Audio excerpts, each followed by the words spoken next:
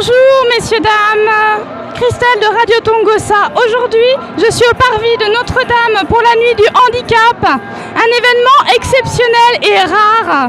Un événement qui met en valeur ces gens qui, malgré les impossibles, vont réussir à passer des épreuves de vie et à nous prouver que l'on peut réussir des choses importantes dans sa vie. On peut vivre heureux malgré le handicap.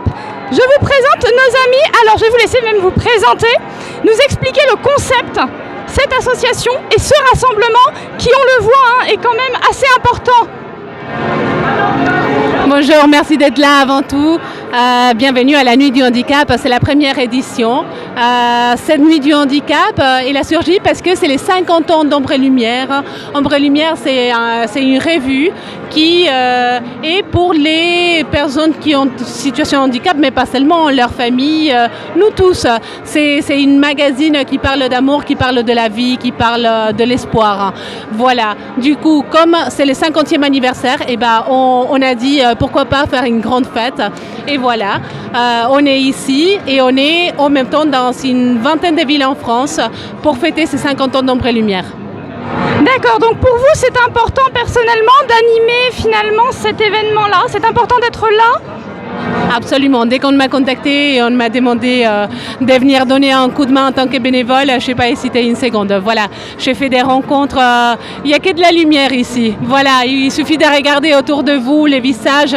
C'est de la joie. Voilà, de pouvoir mettre une scène à disposition des compagnies de théâtre, de pouvoir donner un espace à des personnes qui font du yoga, de donner un espace, même des rencontres aux associations qui participent, qui œuvrent pour le handicap, de se retrouver, parce que c'est pas si évident que ça, le milieu associatif, on n'a pas toujours les moyens et les espaces pour se retrouver. Et voilà une bonne opportunité pour pouvoir œuvrer ensemble dorénavant. Bravo à vous, je vais également me tourner vers votre collègue, savoir un petit peu ce que vous faites au quotidien dans cet événement. Quelles sont vos missions? J'aide beaucoup, je suis venu aider Maïté, donc au niveau de la sécurité, en bénévole, au niveau de l'ECH. D'accord. Les valeurs sont importantes, les valeurs humaines pour vous? Le relationnel finalement avec ces gens qui ont traversé des épreuves terribles, est-ce que ça vous nourrit? Oui, beaucoup.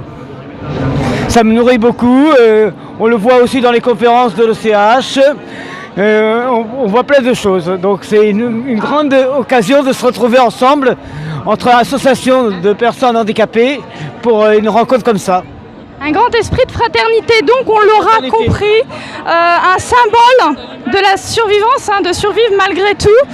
C'est un très bel événement que vous nous proposez un peu partout en France, à ce que j'ai compris.